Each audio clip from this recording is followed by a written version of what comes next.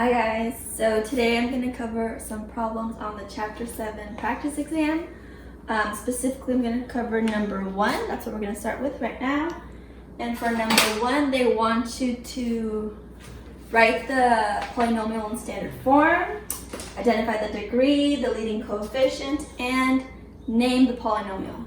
So number 1 on the Chapter 7 practice test goes as 3x plus 5x squared minus 7x plus 5.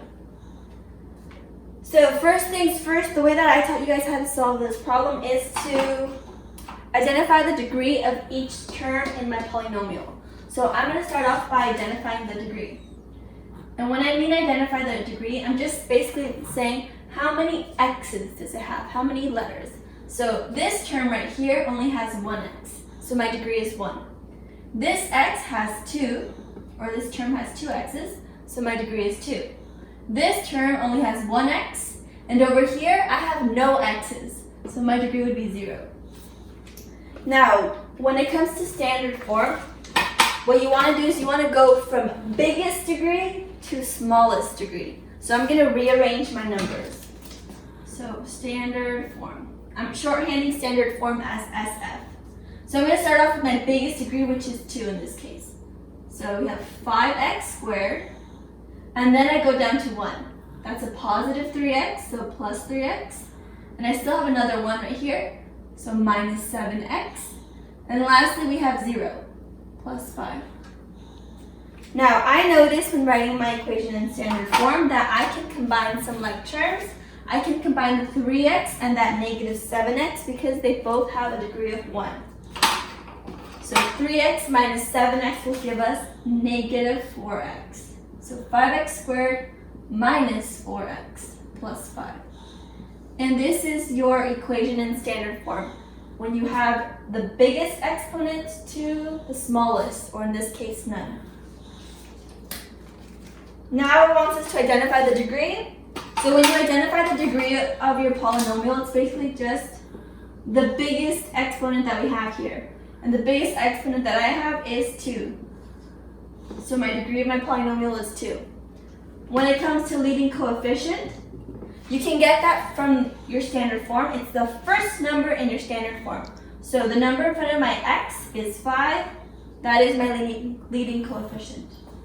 And lastly, they want you to name the polynomial. So I have 1, 2, 3 terms in my polynomial. When you have 3 terms, that is called a trinomial. And we're done. Just for some reference, when you have 1 term, it's called a monomial. 2 terms, it's called a binomial, and then 3 terms is a trinomial. So numbers 1 through 4, this is what you'll be doing on those. Now we're going to go over number 5. So I'm going to erase this right here.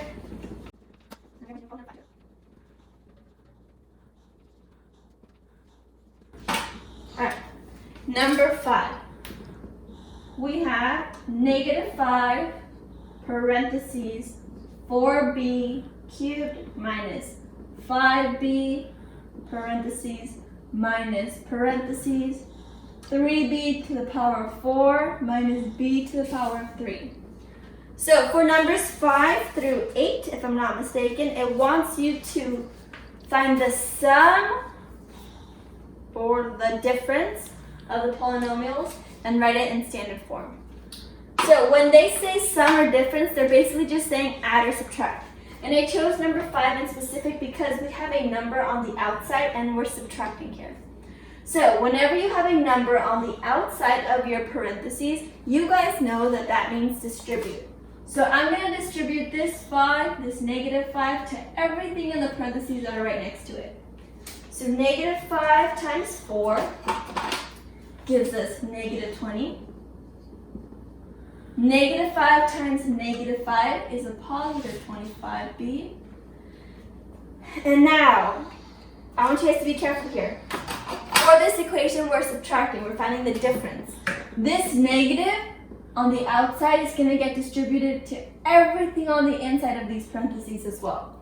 So negative with a positive 3b makes it a negative 3b. negative, and a negative will become a positive. And that's all you have to do. Now the way that I like to solve this, I like to identify the degrees of each term in my polynomial first. So that's what I'm going to do. I'm going to identify the degrees. And the reason why I want to identify the degrees is because it helps me collect them together and add them or subtract them from each other. Because remember, you can only add like terms or subtract like terms. So I have a degree of 3 because we have 3 b's, 1 because we have 1 b, 4 because we have 4 b's, and 3 because we have 3 b's. Now I'm going to write my equation in standard form. And remember, standard form means going from the biggest degree to the smallest degree. So I'm going to start off with this negative 3b to the 4th power. And now we want to go to the smallest degree, so then we go to 3. Negative 20b cubed, positive b cubed, and lastly 1, positive 25b. So like I said, when you have the same degree, you can combine like terms. So I can combine negative 20 plus b. My daughter's sleeping, she just woke up.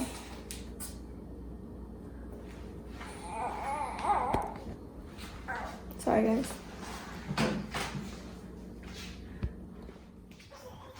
Alright, we're back on.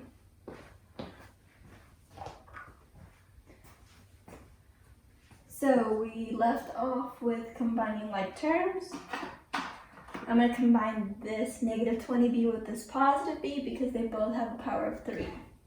So we get negative 3b to the 4th minus negative 20 plus 1 is negative 19b cubed plus 25b. And this is our answer in standard form. Now this is what you guys are going to be doing for problems 5, 6, 7, and 8. So I'm going to move on. For problems 9 through 12, you guys can use any format that you want to solve these problems. You're multiplying the polynomials, meaning that you can use FOIL, you can use distributive method, you can use box method. I did want to go over one problem with you guys though, and that was number 12. So on the answer key for the chapter 7 practice test, I used all 3 methods to solve these problems. You don't have to use all 3 methods. Use the method that you feel the most comfortable with.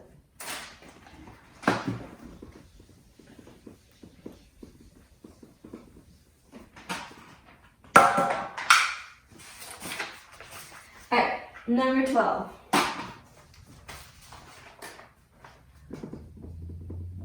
We have 5 times parentheses p minus 3 to the power of 2. So we've gone over problems like this before when we had an equation in parentheses and raising it to the power of 2. We know that whenever an equation in parentheses is raised to the power of 2, that just means that we're writing it 2 times. So I have 5 times p minus 3 times p minus 3. P minus 3 is written 2 times because it's being raised to the power of 2.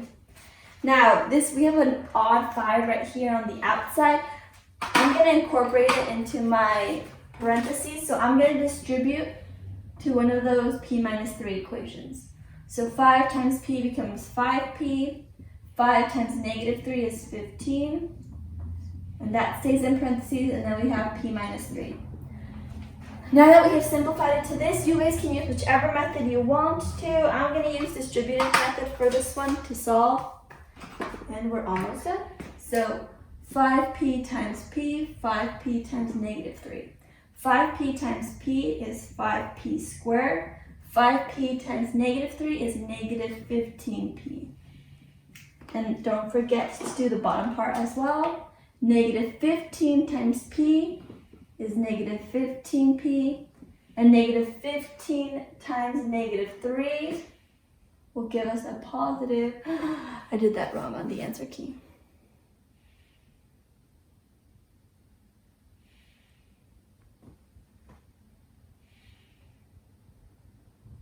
Yep. So on the answer key, I just caught a mistake. On number 12, I forgot to distribute that 5 to that negative 3. So there's an error. This will probably be on your Google quiz, so just keep that in mind. So I have negative 15, 3 times negative 15 is, I believe, negative 45, or positive 45. And now we combine like terms. I noticed that this negative 15 and negative 15p have p with 1 degree. So we can combine those together and we get 5p squared minus 30p plus 45, and that is our answer. So that was probably one of the hardest ones on the practice test.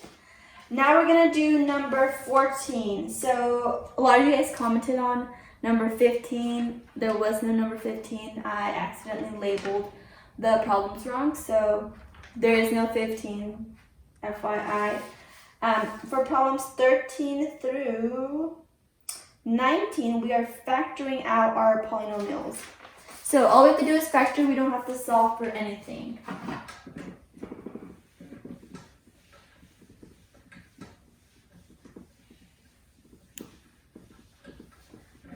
We are going to do number 14 right now together.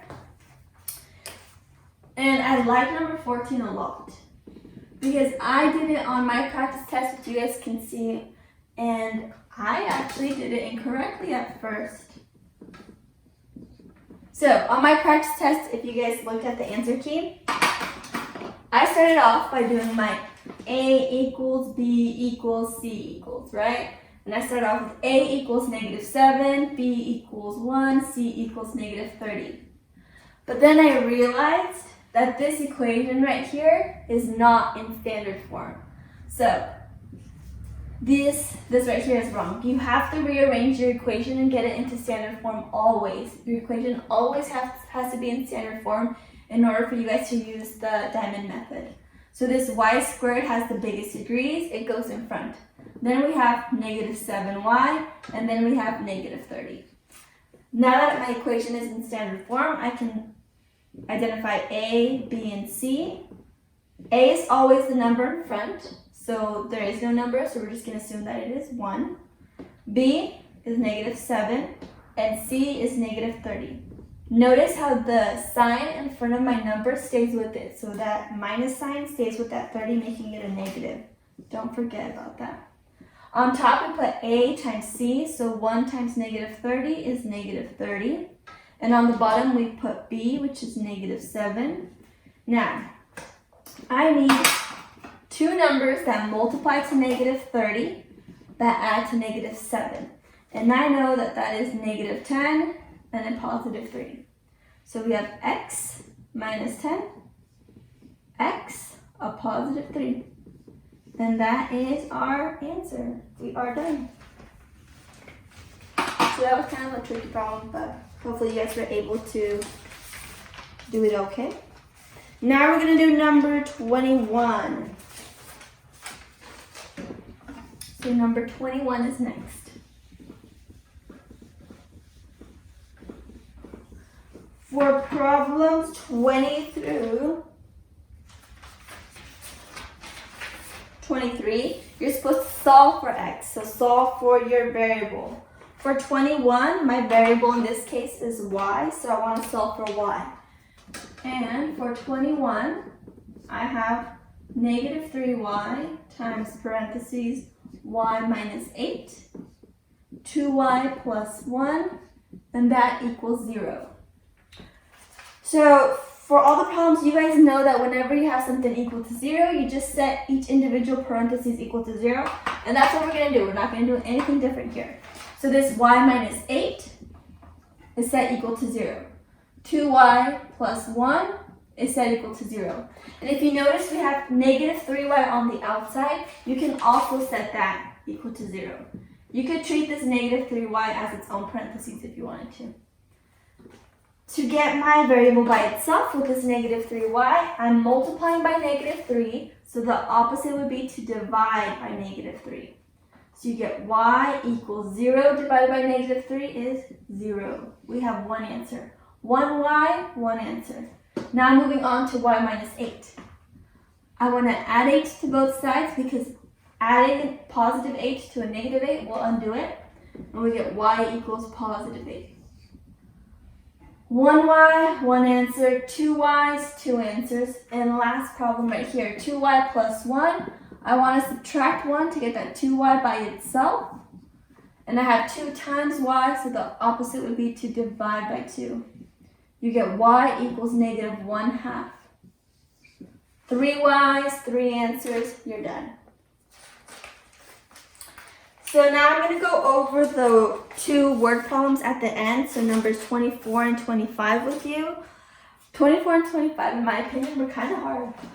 I thought those were probably the hardest problems on this test. Practice test. Alright, so for 24, it says that you have a portrait in the shape of a rectangle. So I'm going to draw my rectangle right here.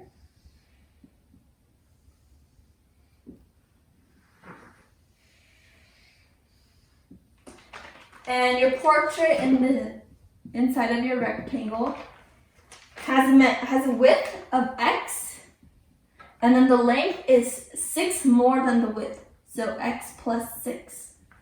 Now it has a frame, a 1-inch frame around it. So this is 1 inch, 1 inch, 1 inch, 1 inch. And for part A, it wants you to identify the perimeter. To identify the perimeter, all that you do is you add up all of the side lengths. So for example, this side length right here, this length is 1, this length is 1. The total would be x plus 6, 7, 8. X plus 8. And if this bottom is x plus 8, this top is x plus 8 also.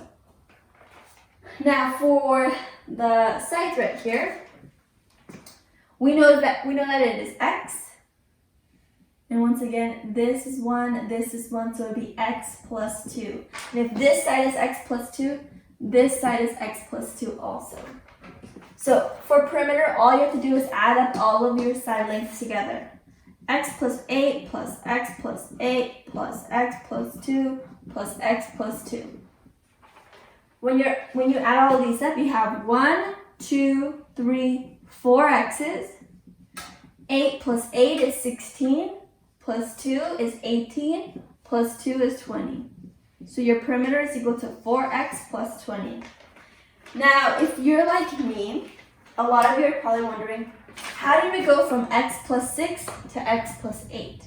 And that is because this width of my frame is 1 inch, but remember that it also has a length, so it's 1 by 1. So that makes it 2. Now I'm going to move on to part B, which is the area. And for area, all that you have to do is you have to multiply your length, the total length, by the total width. So for area, we're just going to multiply x plus 2 times x plus 8. And for this, you could do the distributive property if you wanted to, or the box method, or FOIL, and you would get x squared plus 10x plus 16 is your area. And lastly, for part C,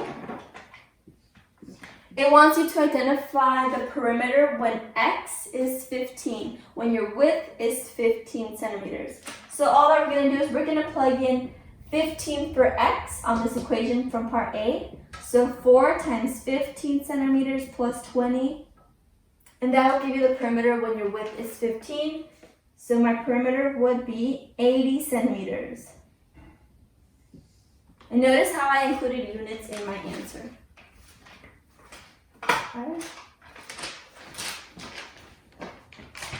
I just wanted to make sure that it was still recording.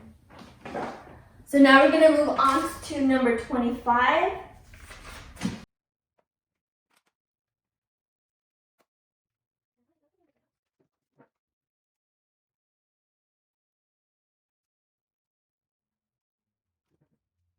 All right, so for 25, it says a dentist's office and parking lot are on a rectangular piece of land.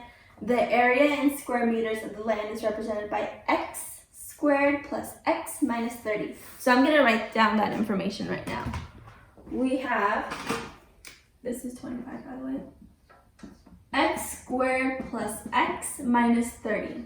And this is the area, right? So I know that 2 equations multiplied by 2 would give me x squared plus x minus 30. Now it says A, write a binomial that represents the width of the land. So you're given a little image that looks something like this.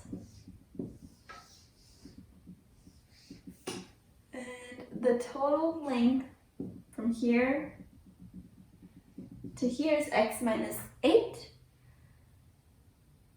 And then this length right here is x.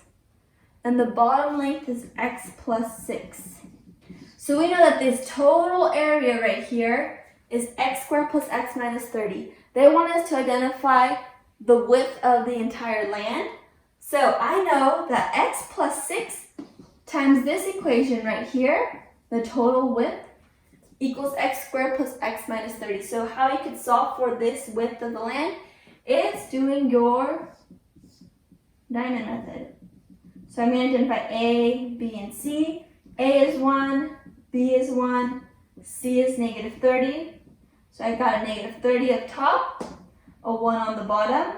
I need 2 numbers that multiply to negative 30 and add up to 1. And that would be 6 and negative 5. Meaning that my equation would be x plus 6, which we already have right here, and x minus 5. So that means that the width of the land is x minus 5. That is your answer for part A. Part B, it wants you to find the area of the land when the length of the dentist office is 20 meters. So find the area of the land when the length of the dentist office is 20 meters. So all that we're going to do is we're going to plug in 20 for x. So for part B, you'd get 20 squared plus 20 minus 30. And if you plug that into a calculator, you would get that the area is equal to 390 meters squared. Yeah. That is all I have to do for 25 A and B. The last problem I wanted to touch base with you is number 27. For number 27, it says to find the solutions of the polynomial. And we have this figure that looks like kind of like a W. When it comes to the solutions of the polynomial, all you have to do is see where does your W cross the x-axis. It's going to cross it 1, 2, 3, 4 times, meaning that you're going to have 4 solutions.